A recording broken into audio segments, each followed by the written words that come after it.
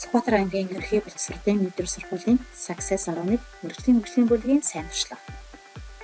Манай мэрэгжлийн хөгжлийн бүлэг нь 11-р ангийн анги удирсан дөрвөн багш, мэрэгжлийн 3 багш нийт 7 багшийн бүрэлдэхүүнтэйгээр үйл ажиллагаагаа явуулж байна.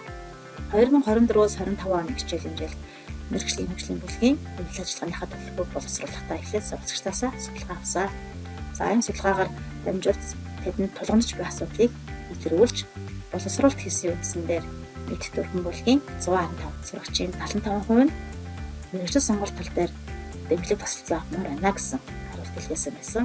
За энэ бол манай сайн туршлагын үндэслэл болж ирсэн. Ингээд манай сайн туршлагын нэр маань сурагчдын ирээдүй ба мэрэгжил сонголт. За дараах зорилгын хүрээнд бид нар үйл ажиллагаагаа төлөвлөсөн. Нэгдүгээр мэрэгжил бүхэн сайхан төсөлт ажил, турац хичээл, карьер 11 баг ажиллах, хичээл сонголт, эцэг их өдөрлөг үйл ажиллагааг төлөвлөн хэрэгжүүлж байна. Ингээд та бүхэндээ хэрэгжүүлж буй үйл ажиллагааныхаа үр дүнгаас танилцуулъя. За эхний ажил маань мэрэгжил бүхэн сайхан төсөлт ажлыг хэрэгжүүлсэн байгаа. За энэ төсөлт ажлыг хэрэгжүүлэхийн тулд эхлээд сурагчдаа дундаагаас нэглээд чиглүүлсэн байна. 7 дугаар ангид тэдний аялал чадрыг хөгжүүлэх, дуулан секцэд хамруулах тал дээр илүү хамтарч ажилласан бол 8 дугаар анги дээр нь ер нь өөрийгөө таних тийм ээ би хинбэ гэсэн өөрийгөө таних үйл ажиллагаа төлөвлөгөө зохион байгуулсан.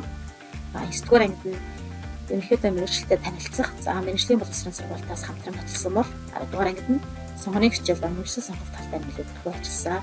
За энэ хичээлийн жил дээр одоо энэ төсөл ажиллаа хэрэгжүүлж байна. Мэдээж 12 дугаар ангид нь би мэрэгжлийн эзэн үйл ажиллагаа бас төлөвлөн хэрэгжүүлэхээр ажиллаж байна. Уг төслийн хүрээнд бид өдөртөнжөө боловсруулаад ажилласан байгаа. Ерөнхийдөө энэ төслийн гол зорилго нь суралцагчид албан байгууллага руу очиж тухайн үйл ажиллагаатай танилцах боломж нь байвал өөрийн биеэр бас хийж үзэх ийм төсөлтэйгээ бас ажилласан. Үйл явцын зургийг та бүхэн харж байна. Сургалтчдын сэтгэлдлийг бас хавшрахсан. Сайн байна.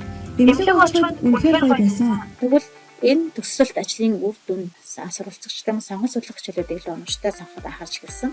Сонгосон мэргэжлийн талаар илүү ойлголттой болсон мөн өөр мэргэжлийн талаар эрэл хайгуул хийх арга олсон. За өөрийн ирээдүйн зорилгоо тодорхойлоход анхаарах зүйлсийг бас олж харж чадсан гэсэн. За мөн мэдээж эсэлтийн шалгалтын бэлтгэлийг тодорхой хуваар эрчимжүүлсэн.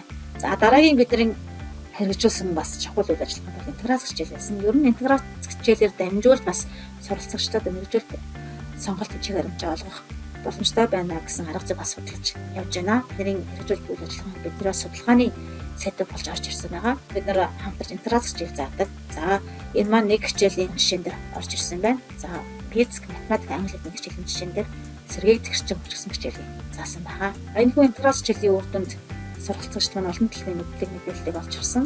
Эрчим хүчний талаарх өөрийнхөө мэдлэгийг баттгаж авсан байгаа. Хамгийн зорилготой зүйл нь болохоор ухаан олжсон мэдлэг дээр тулгуурлаад ирээдүйн амьдралын шийдэл төслийн саналыг бас хэрэгжүүлж одоо бичиж орж ирсэн. За дараагийн нэг үйл ажиллагаа маань карьер 11 буюу сурвалжчдыг одоо мэргэжлийн чухамжаа олгоход туслах тийм баг ажиллаж эхэлж байгаа.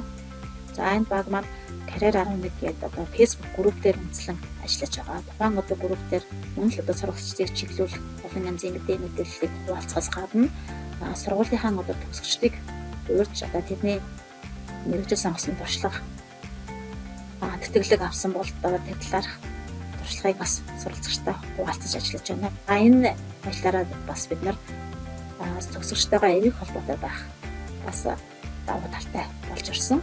Эцэг их асран хамгаалагчтай хэрхэн яаж ажилладаг вэ гэхлээр өнгөрсөн жилээс эхэлж суралцагч багш асан хамгаалагч гэсэн одоо ургалсан уулзалтыг зохион байгуулсан. За уг одоо уулзалтаар мөн л одоо суралцагчдынхаа ирээдүйн мэргэжлийн талаар бас судалгаа авч манай өнөөдрийн бидний одоо туршилтын спад судалгаа болж гисэн гэж бодсон байгаа.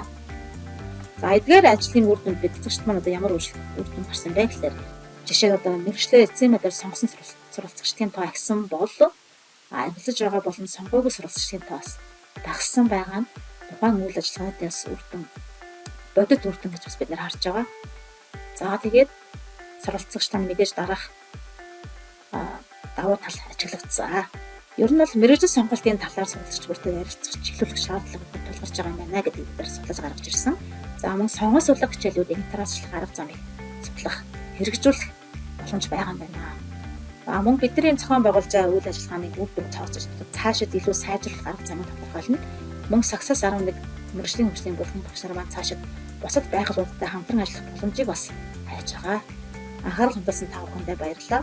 Success 11 мэргэжлийн бүлэг